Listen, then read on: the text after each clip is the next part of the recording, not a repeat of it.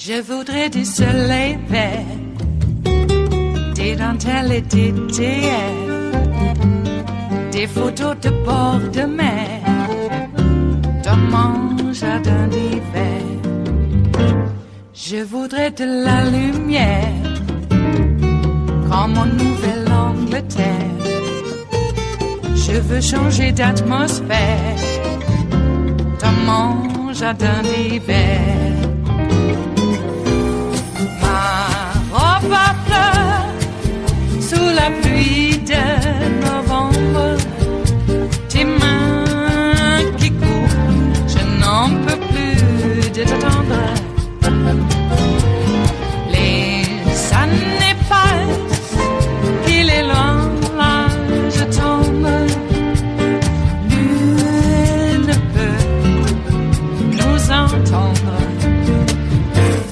Je voudrais du Fred Astaire, revoir un latte. Joining us now is Congresswoman Alexandria Ocasio-Cortez of New York. Congresswoman, thank you so much for being with us tonight. I'm really happy to have you here with us on the show. Of course. Thank you for having me, Rachel. So let me just start by getting your top-line reaction to the president's speech tonight. You have never been a member of Congress while the government wasn't shut down. So obviously this is a strange circumstance for you and your colleagues in the freshman class to be taking your first steps. Yeah, absolutely. I cannot tell you the amount of dysfunction that this president is advancing. We now have over 100 new members of this freshman class. I cannot even get laptops to my caseworkers on the ground in the Bronx and Queens so that they can process the needs of our constituents. We can't get mortgage we cannot get their casework started because we can't even get laptops in the hands of our district offices because the president has decided to hold the paychecks of everyday Americans hostage so that he can fulfill a campaign. I don't even want to call it a promise, a campaign fantasy that the vast majority of Americans disapprove of. And not only that, but in the actual address, there was falsehood after falsehood. And we have to make sure that we get our facts straight. Everyday immigrants commit crimes at a far lower rate than native-born Americans. And not only that, but the women and children on that border that are trying to seek refuge and seek opportunity in the United States of America with nothing but the shirt on their backs are acting more American than any person who seeks to keep them out ever will be. Are you at all dissuaded, not dissuaded, I guess is the wrong word, dismayed or discouraged by the fact that the president has been saying the same untrue things about immigrant crime, about the terrible character of immigrants coming into this country, about a false relationship that he has invented between violent crime and immigration. We heard him tell blatant falsehoods tonight, contradicted even by his own administration, about this flood, as he described it, a pipeline of drugs coming across the southern border. His own Drug Enforcement Administration has said that the vast majority of drugs, even those coming from the south from this country, are coming through ports of entry, not over anything that would be stopped by a wall. Are you discouraged, or what's your sort of strategic take on the fact that the president's been telling these same lies for years now and not shying away from them at all?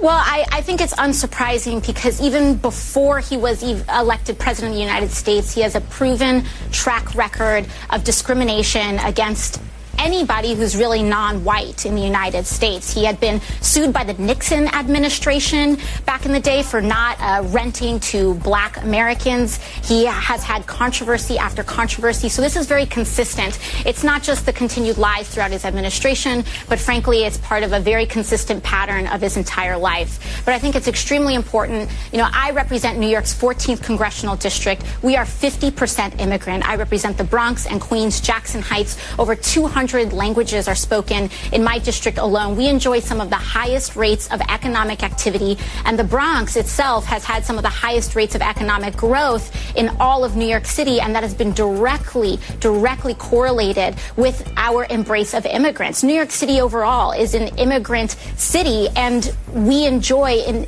a very large amount of economic and cultural prosperity as a result. The president has been singing this same song that he did a different version of tonight in the Oval Office. Since the very, very start of his campaign, he has made anti-immigrant rhetoric and often factually incorrect screeds demonizing immigrants more core to his presidency than any other form of his rhetoric. And so in your district, in a district, as you say, that is not just diverse, but is 50% immigrant, and that you can, and you're talking about that sort of economic relationship that you can see between immigrant economic activity and the overall performance of your district. What's the consequence of having somebody as president who's made this core to his message and to what he wants his presidency to? What is the harm that's caused by him talking this way and using this sort of platform the way he has, even when he can't get his policies passed? I can tell you a very personal story. You know, as many people know, I was working in restaurants just a year ago, and when the president first assumed office with his racist and violent rhetoric, people started to send themselves home. And as we know, in restaurants, hospitality, every American eats, if you're lucky enough, we're able to eat 3 times a day. And that means that we interact with the people who prepare our food 3 times a day. When those people start to go home, or rather go back to the countries which they originated from, because many of them consider the United States their home, those places, they go into dysfunction. I remember one of our lead cooks brought himself back to Mexico because he was so scared of the president's rhetoric. We had an insane amount of dysfunction. We're talking about local restaurants, we're talking about local businesses, we're talking about shuttering neighborhoods, and we're talking about people feeling unsafe. And no one should feel unsafe in the United States of America. And that includes our amazing and beautiful and productive immigrant community. And moreover, the one thing that the president has not talked about is the fact that he has systematically engaged in the violation of international human rights on our border. He has separated children from their families. He talked about what happened the day after Christmas. On the day of Christmas, a child died in ICE custody. The president should not be asking for more money to an agency that has systematically violated human rights. The president should be really defending why we are funding such an agency at all. Because right now, what we are seeing is death. Right now, what we are seeing is the violation of human rights. These children and these families are being held in what are called hieleras, which are basically freezing boxes that no person should be maintained in for any amount of time, let alone the amount of time that they're being kept on. And moreover, even if you are anti-immigrant in this country, the majority of immigrant overstays, the majority of the reason that people are undocumented is visa overstay. It's not because people are crossing a border illegally. It is because of visa overstay, which, mind you, he's talking about legal immigration. He's trying to restrict every form of legal immigration there is in the United States. He's fighting against family reunification. He's fighting against the diversity visa lottery. He's fighting against almost every way that people can actually legally enter this country, forcing them to become undocumented, and then he's trying to attack their undocumented status. This is systematic, it is wrong, and it is anti-American. And again, those women and children trying to come here with nothing but the shirts on their back to create an opportunity and to provide for this nation are acting more in an American tradition than this president is right now. It is Wednesday, the 9th of January of 2019, and you are in West Coast Cookbook and Speakeasy. I am your chef de cuisine, Justice Putnam, and our daily special is Smothered Benedict Wednesdays. Will no one rid me of this priest? Okay, well, really, it's just a lovely egg dish with a lovely, lovely, velvety hollandaise sauce. So don't think anything untoward. Speaking of untoward, what was that happened last night? Yikes! his advisors apparently are enthused by how presidential he was. Yeah. Because normally they say he's fuming. He comes across as fuming. He looked rather sedate and wooden. And boy, that Nazi is unable to read. God. Yeah. With all that money and all that largesse and all of the advantages this guy got, ask him, he went to the best schools. So why the hell was he not able to be taught anything? Jeez. It's just a really bad example of education at the higher reaches of society.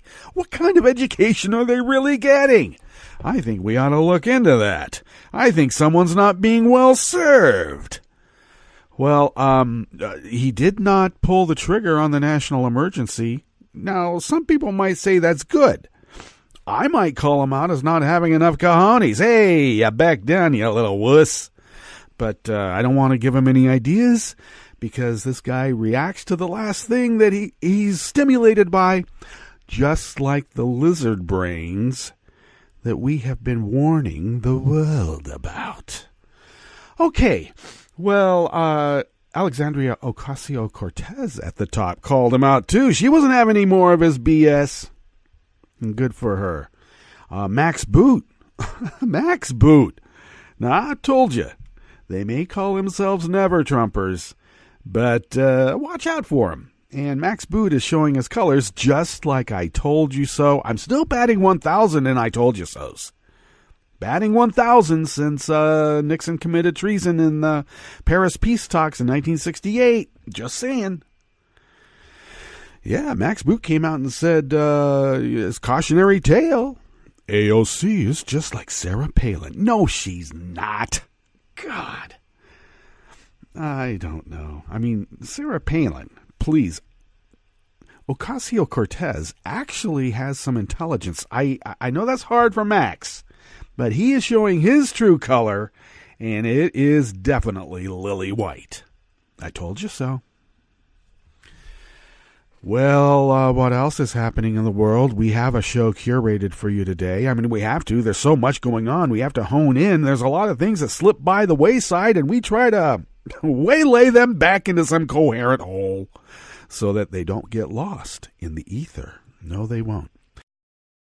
What's on the rest of the menu here today in the Bistro Cafe of West Coast Cookbook and Speakeasy? Of course, that was Rachel and AOC. It's Alexandria Ocasio-Cortez. Come on, people can say that.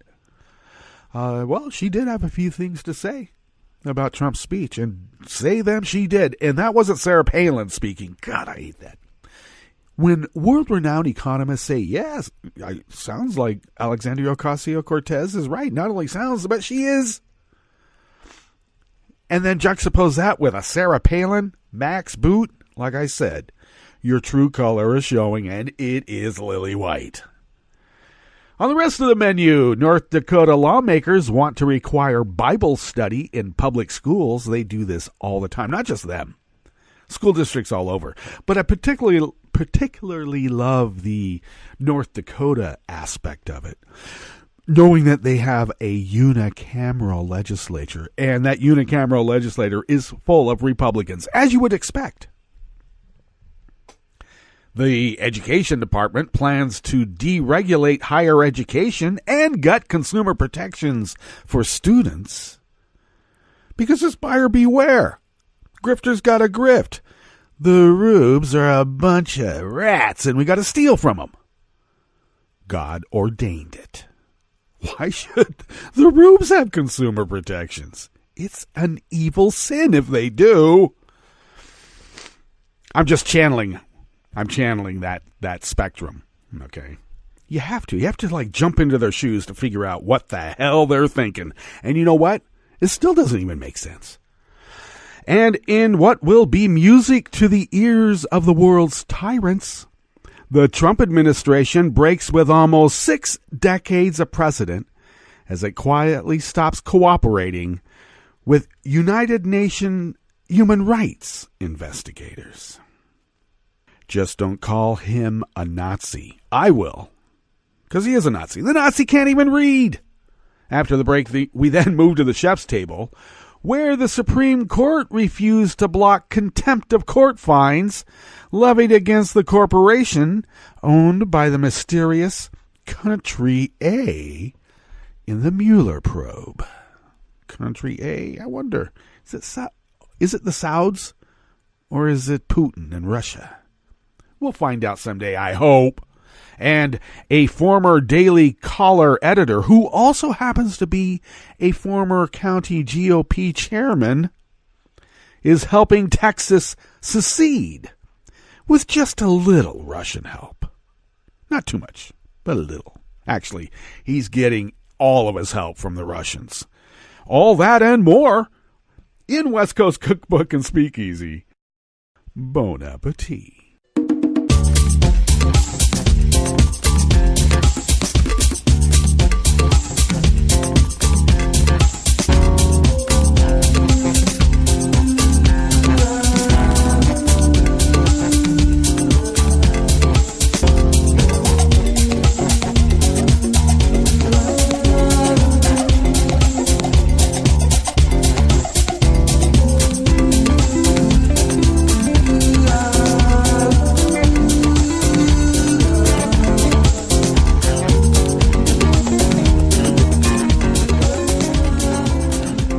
Bottom of our homepage at netrootsradio.com, to the rightish of the page is the chat room link.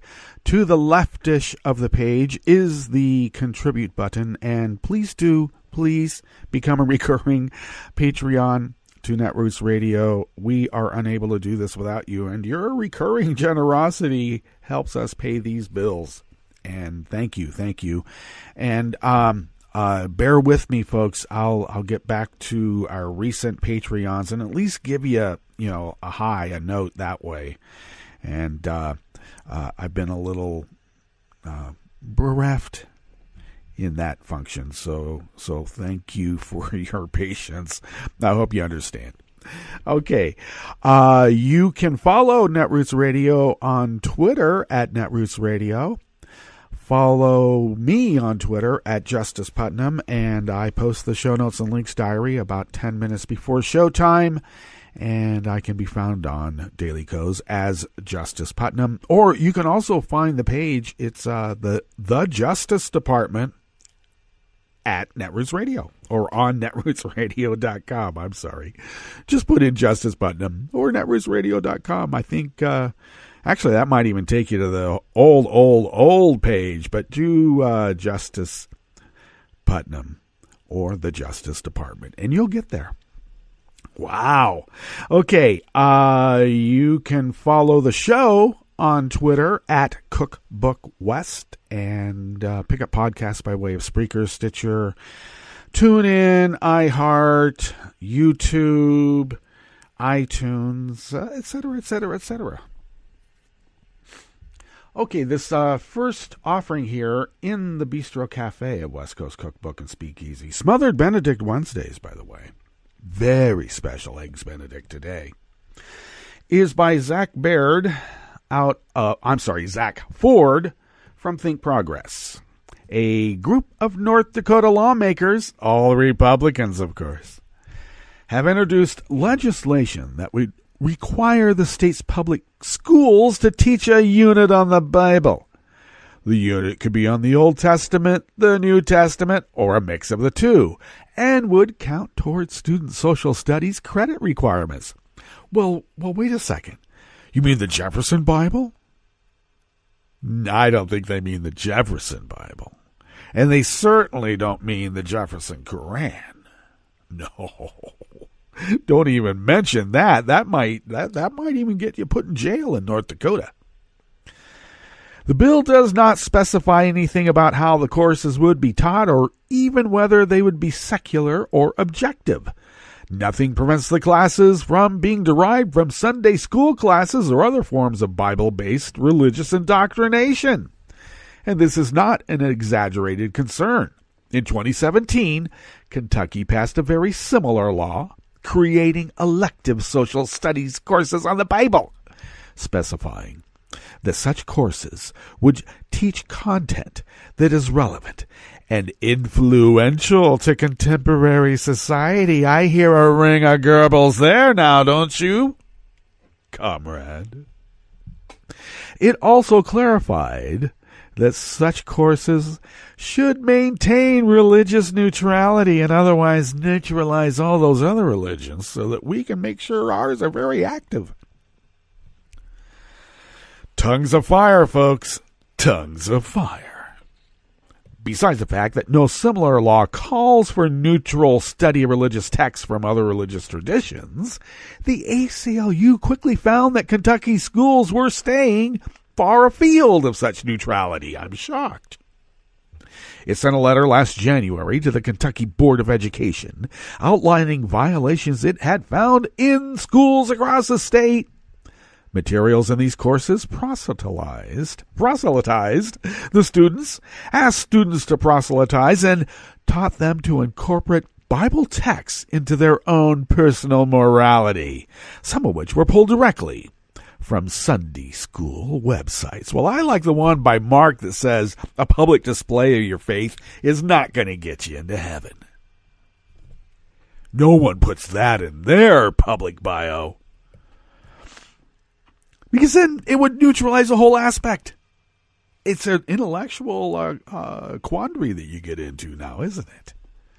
Students in different courses faced questions. How are the virtues praised by the book of Proverbs? The important character traits for society today? Or what are some promises in the Bible that God gives everyone who believes in them? You mean the promise of getting pulled up to Venus by our top knot? Oh, wrong God! Many students were required to simply memorize Bible verses without any instruction as to why they had literary or cultural significance. One teacher even informed students that the 2006 film, The Exodus Decoded, purportedly proves biblical accounts using science. Yeah, well, you can be blinded by science too.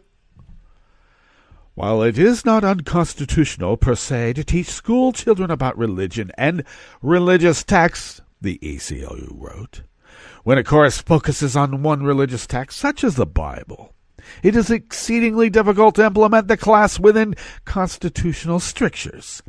Any course addressing the Bible in public schools must be secular, objective, non-devotional, and must not promote any specific religious view. Now, this is possible. You can have a course called Comparative Religions. And in the structure, we all know one can skew their bias in any subtle way that it will be biased towards. It always happens. But part of the work of a teacher is to be able to pull in all of these different divergent viewpoints to come to some sort of understanding of a truth. And what you find out when you compare religions, how similar they are. Oh, yeah, they have different names for different things. But the idea of cohesion, love, we could try to get out of the aspect of like, oh, well, only parts of our little tribe are, human beings and everybody else isn't. We could get beyond that part.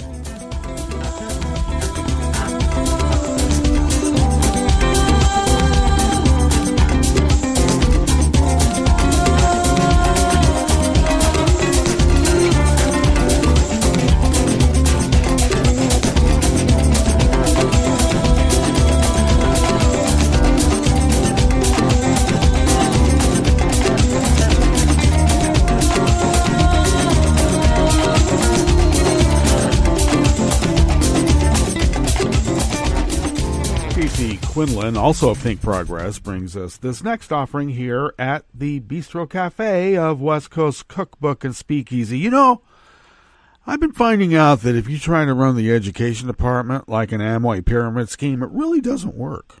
It really doesn't. Well, the Trump administration plans to release a draft of proposals to further deregulate higher education. And the Education Department reportedly intends to reduce the responsibility of accreditors for colleges and universities, effectively gutting consumer protections for college students, because college students are rubes. Just look at the model of the Trump University. Rubes. And rubes need to be punished by taking their money. Now, the department is taking aim at protections for students receiving distance education, the credit hour standard, and oversight of faculty communication with students. Now, these seem insignificant, don't they? Oh, yeah, they're just so insignificant. But and even technical. But the targeted regulations are the building blocks for consumer protection in higher education, reducing oversight of accrediting agencies and transparency requirements of institutions. They want to reduce all of that.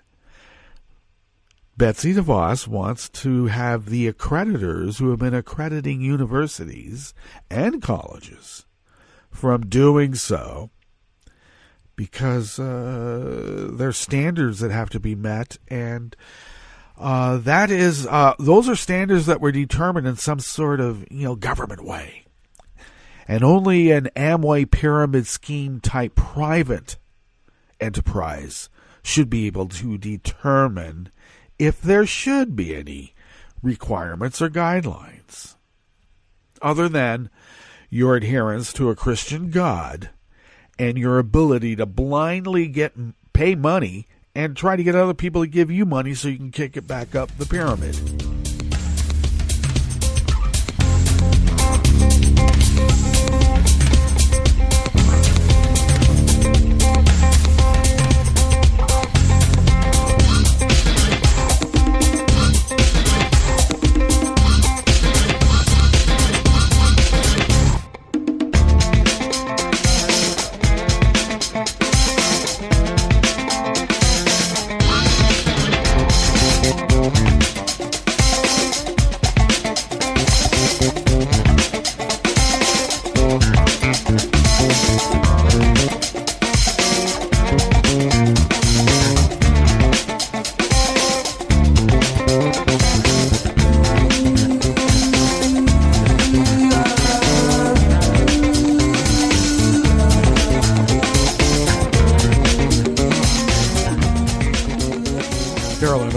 Of Share Blue Media brings us this final offering here in the Bistro Cafe of West Coast Cookbook and Speakeasy, Smothered Benedict Wednesdays. The Trump administration has broken with decades of precedent and stopped cooperating with the United Nations over potential human rights violations inside the U.S., a startling new report reveals.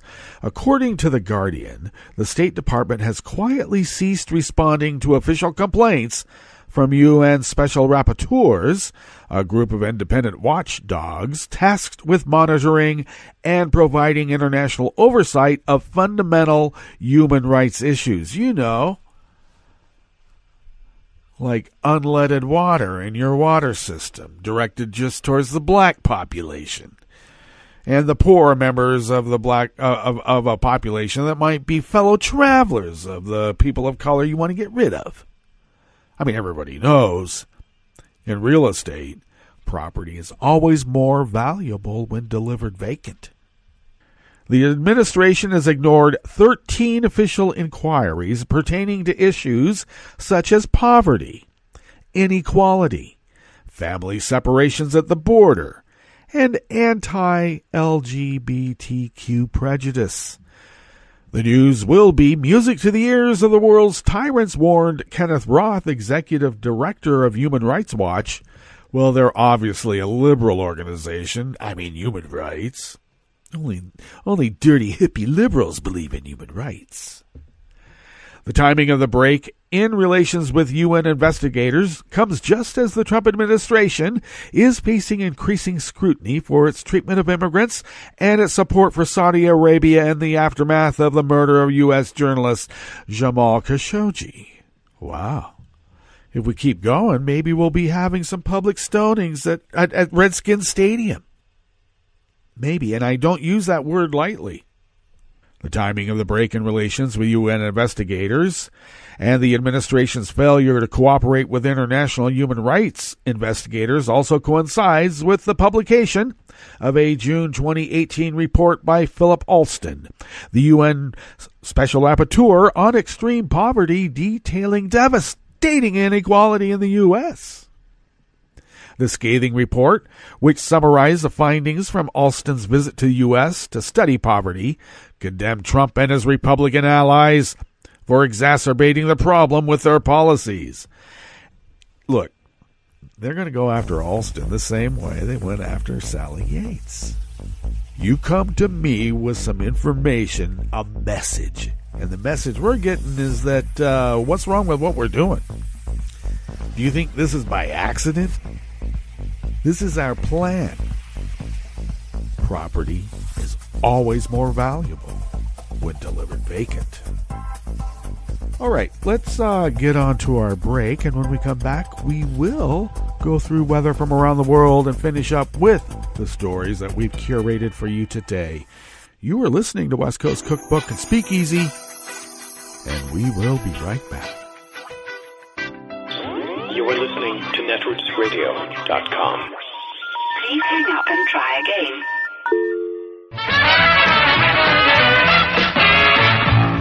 From a point at sea to the circles of your mind, a new force is at work for planetary transformation. New radio for a new Earth.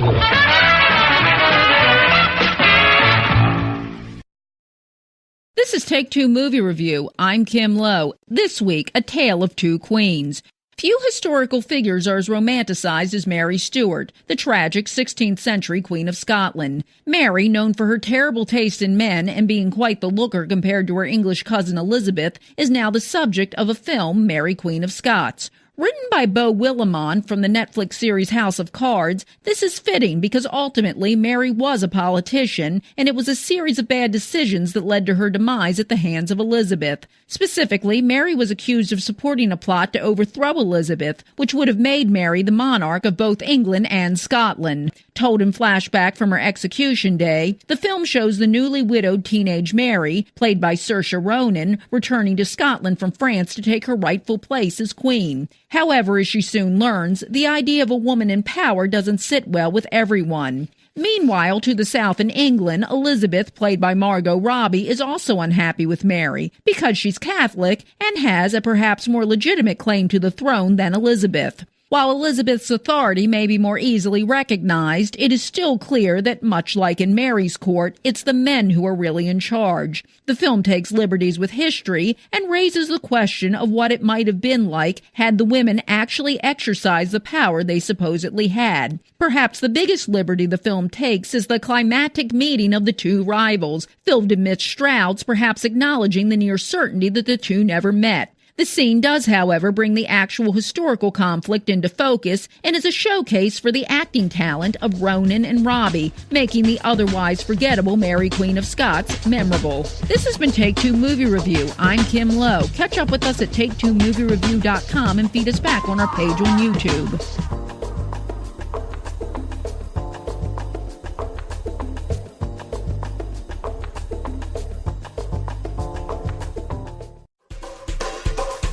This is Scientific American's 60-Second Science. I'm Christopher Intagliata.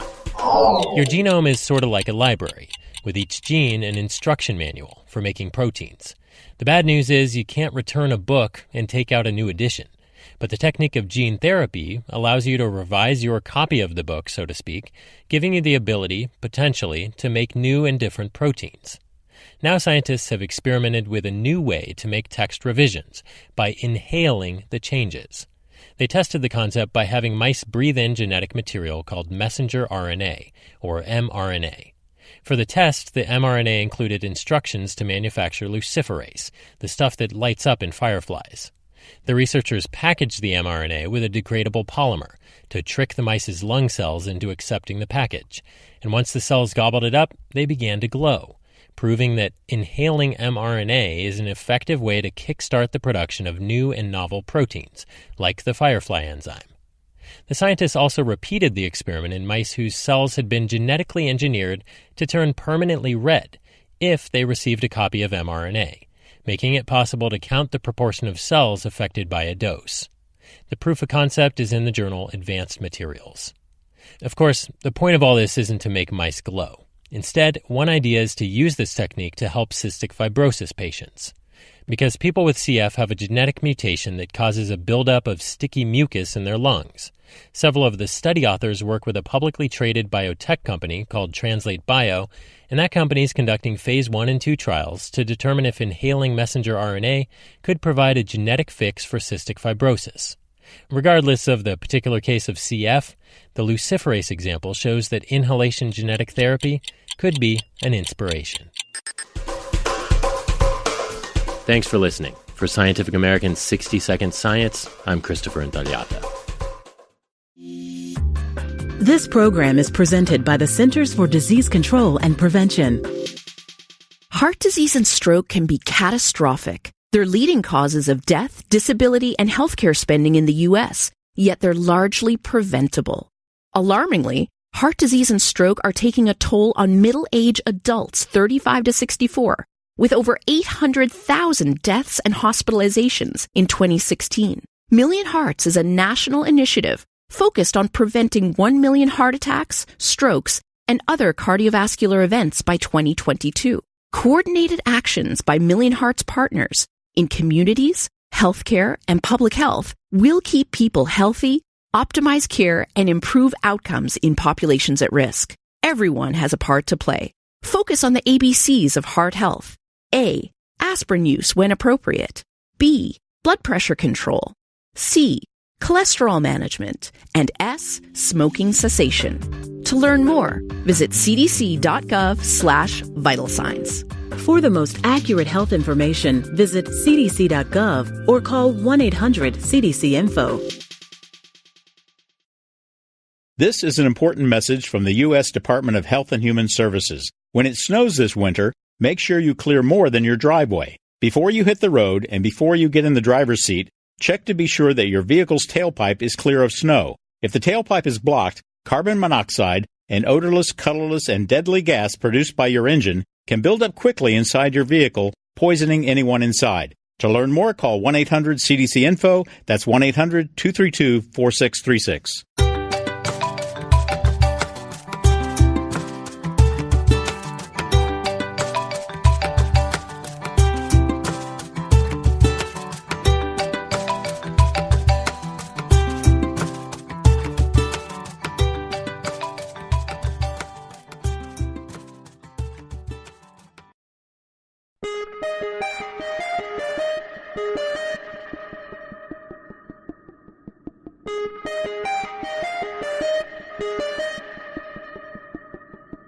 Hi, I'm Tom Hartman, and since you're listening to netrootsradio.com, show your progressive side and go to the donate button on the bottom of the homepage. It's progressives like you who power Netroots Radio and keep the progressive message beaming everywhere 24 hours a day. Just go to our donate button at the bottom of netrootsradio.com. Thank you for keeping progressive radio at full power.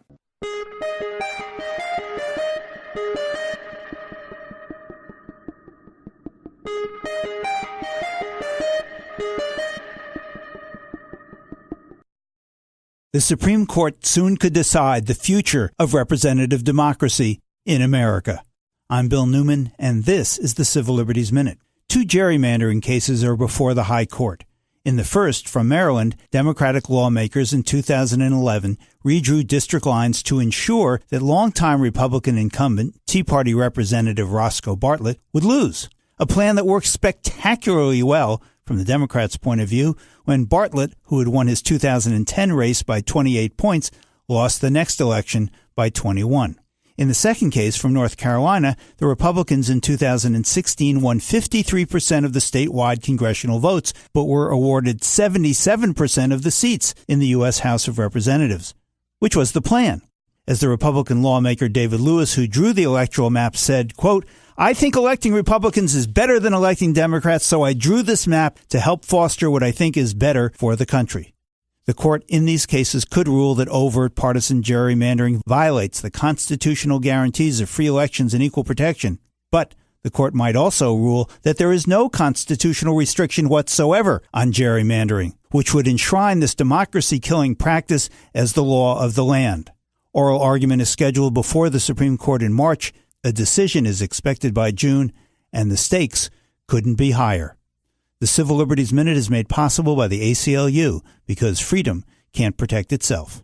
I read the news today, oh boy. It's time for Nicole Sandler's What's News from NicoleSandler.com and the Progressive Voices Network. On Tuesday night, all the major TV networks were played as Donald Trump delivered a primetime Oval Office speech, the first of his presidency, that contained nothing to warrant an Oval Office speech and was chock full of lies. Trump repeated his demand for $5.7 billion in border wall money to end the government shutdown. He falsely claimed that there's a national security crisis at the southern border. Critics panned the speech for its lies and misrepresentations. Even Fox. He made a number of claims there, speaking specifically about murder rates among those who are undocumented immigrants. The government statistics show that there is less violent crime by the undocumented immigrant population than by the general population. He called it a crisis of the heart and soul. He talked about drug crossings over the border, but government statistics show much of the heroin actually comes not over the unguarded border, but through ports of call. He talked about undocumented crossings over the past months. In fact, the number of undocumented crossings over the southern border has been steadily down over the last 10 years, and the government reports that there is more outward traffic than inward traffic. As for the trade deal he mentioned with Mexico, which he said would pay for the wall, that trade deal is not yet complete. And the president said that law enforcement professionals have requested the $5.7 billion. It's he who requested it, and it's he who said he would own the shutdown. The Democrats were ready with a response. Chuck Schumer and Nancy Pelosi teaming up. There is no challenge so great that our nation cannot rise to meet it. We can reopen the government and continue to work through disagreements over policy. We can secure our border without an ineffective, expensive wall. And we can welcome legal immigrants and refugees without compromising safety and security. The symbol of America should be the Statue of Liberty, not a 30-foot wall. The fact is, the women and children at the border are not a security threat. They are a humanitarian challenge, a challenge that President Trump's own cruel and counterproductive policies have only deepened. And the fact is, President Trump must stop holding the American people hostage, must stop manufacturing a crisis, and must reopen the government. Bernie Sanders delivered his own response online in which he pointed out some real crises affecting the U.S. And maybe here's the biggest crisis of all. The scientific community has made it very clear in telling us that climate change is real and is causing devastating harm to our country and the entire planet.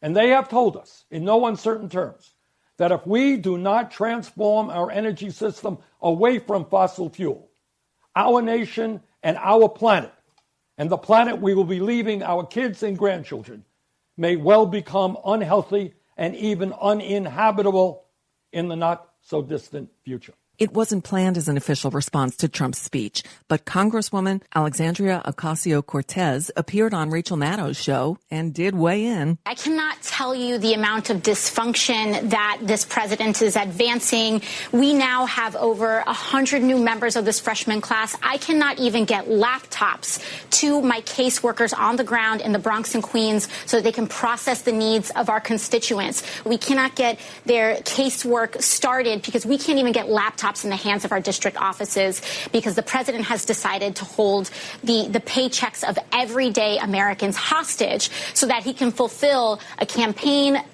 I don't even want to call it a promise, a campaign fantasy that the vast majority of Americans disapprove of.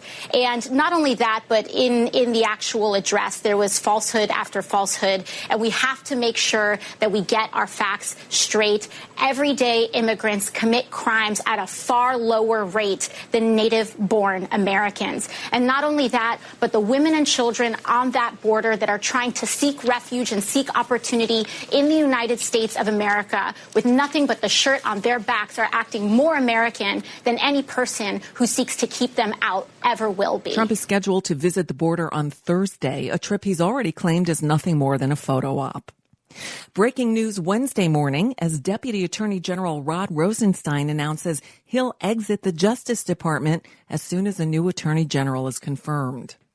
One thing that Trump's address to the nation did was get Trump's Russia troubles off the front page. Well, It's back. Paul Manafort's attorneys Tuesday filed a response to the special counsel's determination that Manafort breached his plea agreement by lying to prosecutors. The defense argued Manafort did not lie, but simply forgot important details due to extenuating circumstances.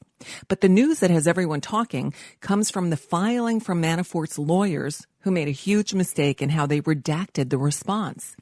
Anyone who used a simple copy and paste command was allowed to see what was behind the black lines of redaction, including the facts that Manafort discussed a Ukraine peace plan, met in Madrid, and shared internal Trump campaign polling data with Konstantin Kilimnik. Can you say collusion?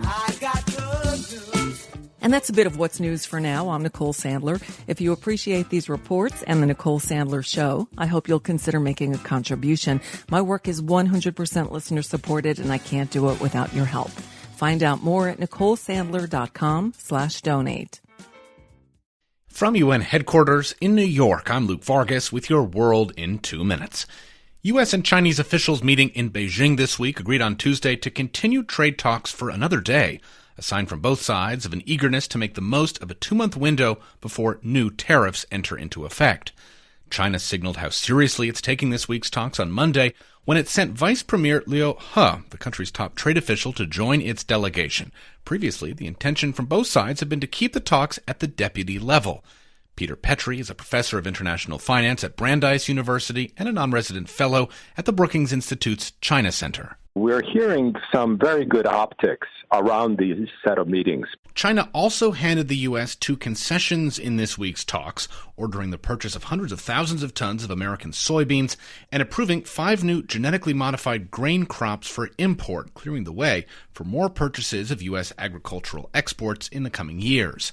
To some, that's seen as an effort to split Trump advisors happy to end the trade war after narrowing the trade deficit from those pursuing a host of bigger, thornier reforms.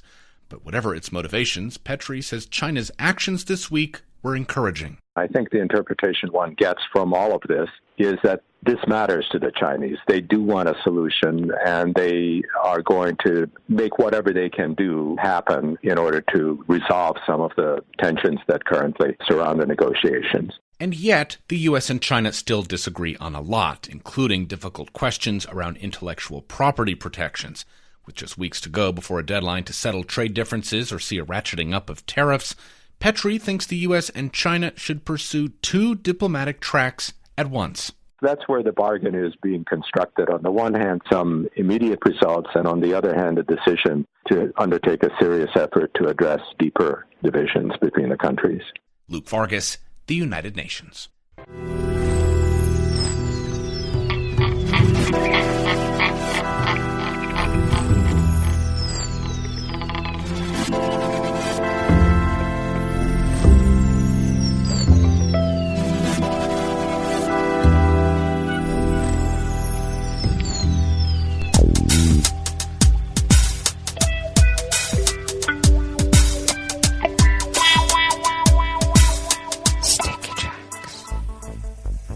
Thank you for accompanying us here to the chef's table at West Coast Cookbook and Speakeasy Smothered Benedict Wednesdays. We always begin weather from around the world along the banks of the Rogue River and the Rogue River Valley of southern Oregon on the west coast of the continental United States of America, where it is currently 44 degrees, and according to the Weather Underground, it even feels like 44 degrees, and that's always good. Winds are currently out of the north-northwest, about 3 miles per hour, though we are currently under a continuing wind advisory. Gusts up to 60 miles per hour with steady winds coming out of the south in just an hour or so at 10 to 15 miles per hour, and that would be sustained winds. And then we'll shift out of the south-southeast and decrease at a continuous steady 5 to 10 miles per hour through the night. And then by morning it will shift once again out of the east-southeast, continuing its clip at 5 to 10 miles per hour. We are sprinkling right now, though there is a gigantic rain cell headed our way, coming from the west and being pushed by the northwest winds, but that south wind will be pushing up pretty soon, and the southeast wind will bring even more. So we are expecting, just about an eighth, maybe a tad more than an eighth of an inch today and tonight. Decreasing rain tomorrow, and then we'll be clear through the weekend and have rain, quite a big storm, beginning on Tuesday. Pollen right now is rated as none, washing out of the sky, and that's what happens. Air quality index is at the high range of good at 33 parts per million, and that daytime UV index has now gone one tick lower than yesterday at 1, and that's considered low. Barometric pressure is, it's rising at 29.53 inches. Visibility is at 7 miles, and relative humidity is 81%. No relation to relative humidity, by the way.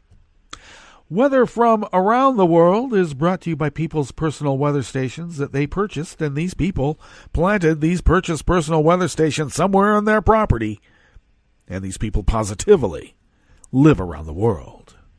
There's no secret to my P-tape, all right? It's all there every time we do the weather. London is 43 and partly cloudy. Paris, France is 43 and mostly cloudy. Rome is 53 and partly cloudy with a flood advisory because they're expecting a lot of rain. Kiev is 10 degrees and fair. Kabul is 30 degrees Fahrenheit with smoke. I wonder if smoke conducts heat or does it dissipate heat? I wonder. Hong Kong is 61 and mostly cloudy. Tokyo is 37 and clear with a hard freeze advisory. I call it a hard freeze. Sydney, Australia. They're in their summertime now. 72 and mostly cloudy. San Francisco, California is 57 degrees and cloudy with a small craft advisory. Be careful if you're on a small craft out on the bay or offshore. And New York, is 44 degrees Fahrenheit and fair with a continuing gale warning. Now, how fair is that? And that is weather from around the world, brought to you by people's personal weather stations that they purchased. And these people planted these purchased personal weather stations somewhere on their property. And these people positively live around the world.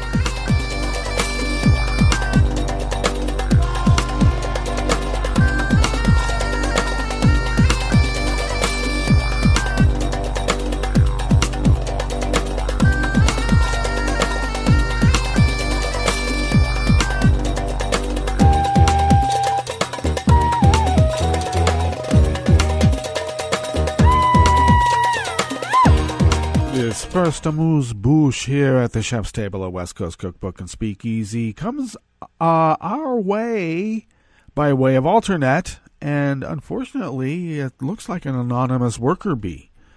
On Tuesday, that would be yesterday, the Supreme Court declined to block fines against a mysterious foreign country that refused to comply with a subpoena in a grand jury proceeding at a federal court in Washington, D.C. last year. The courthouse mystery began to unfold last summer when the company, identified only as a corporation owned by Country A, resisted a grand jury subpoena, arguing that it is beyond the reach of U.S. law. But the company was found in contempt of court for refusing to comply and was ordered to pay a fine for every day it resisted. Now, the company appealed to the Supreme Court, and Chief Justice John Roberts put everything on hold in late December, including the fine of $50,000 a day. But yesterday, in a brief unsigned order, the court lifted that stay, denying the company's request to block the fine. The identity of the company is not known, as the contents of the grand jury proceeding are sealed. All that is known about the company is that it is owned by Country A, or the company is owned by Country A, implying that it is a state-run enterprise of a foreign government. The subpoena at the heart of the dispute is speculated to be from Special Counsel Robert Mueller in connection with the investigation into the Trump campaign's ties to Russia. Now, let's be clear. As this article sums up here, there's a couple of different threads that we can pull and figure out what might unravel in the midst of it. One thread might be the Saudi thread. One thread might be, well, the Russian thread. There might even be a Turkish thread in the midst of this, might there not? I was wondering if Deutsche Bank, is that owned by a Country A? Or is that much more of a private enterprise? And let's be clear about these ideas that somehow a company that is run or owned by a government is, now has the realm of sanctity and is beyond the reach of oversight.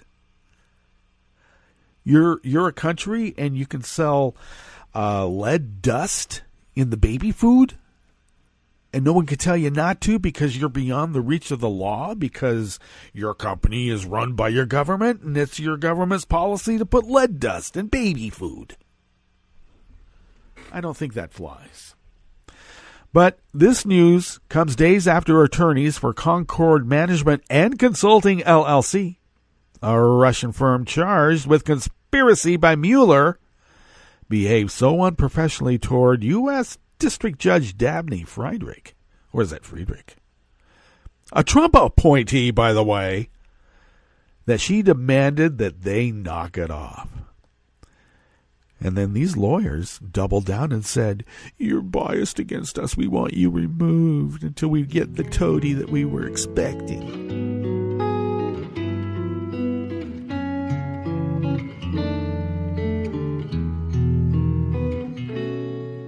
Je te donne c'est mon amour pour la vie entière, la promesse de me trouver à tes genoux.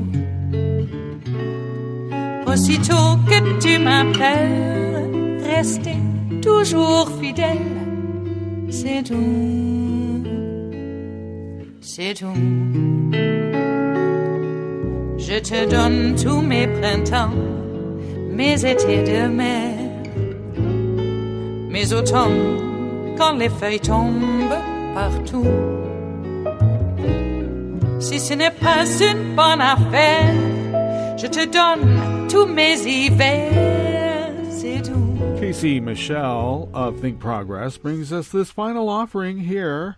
Final amuse-bouche, by the way, at the chef's table at West Coast Cookbook and Speakeasy.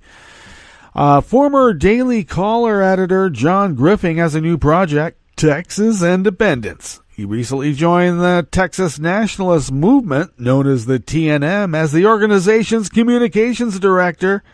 The secessionist group has some murky ties to Russia. Members representing TNM have made multiple trips to Russia over the past few years, including with members of separatist movements from other Western allies.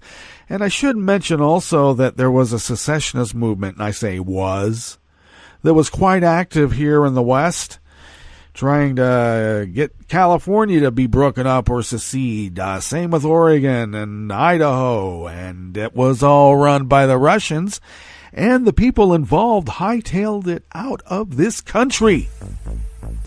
But I think the long arm of the law can get them sometime, because there is this organization called Interpol, and they do have red letters. Indeed.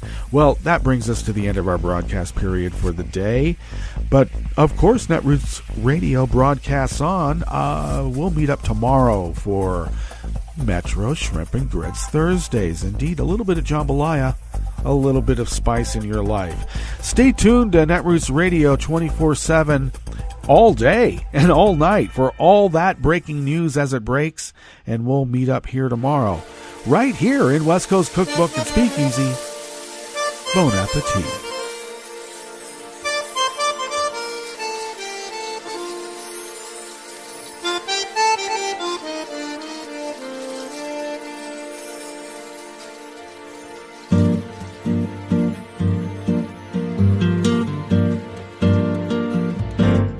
Je voudrais du soleil vert, des dentelles et des théères, des photos de bord de mer, dans mon jardin d'hiver. Je voudrais de la lumière, comme en Nouvelle-Angleterre. Je veux changer d'atmosphère, dans mon jardin d'hiver. Robe à fleurs, sous la pluie de novembre, tes mains qui courent, je n'en peux plus de t'attendre. Les années passent, qu'il est loin, là je tombe. Nul ne peut nous entendre. Je voudrais du Fred Astaire, revoir un latte coère. Je voudrais toujours te plaire, dans mon jardin d'hiver. Je veux déjeuner par terre, comme au long de golfe clair. T'embrasser les yeux ouverts, dans mon jardin d'hiver. Robe à fleurs, sous la pluie de novembre, tes mains qui courent, je n'en peux plus de t'attendre. Les années passent, il est loin, là je tombe. Nul ne peut nous entendre. Ba-da-da-dum-dee-da-dum, ba-da-da-dum-dee-da-dum, ba-da-da-dum-dee-da-dum, dans mon jardin d'hiver. Ba-da-da-dum-dee-da-dum, ba-da-da-dum-dee-da-dum, ba-da-da-dum-dee-da-dum, dans mon jardin d'hiver. Dans mon jardin d'hiver, dans mon jardin d'hiver.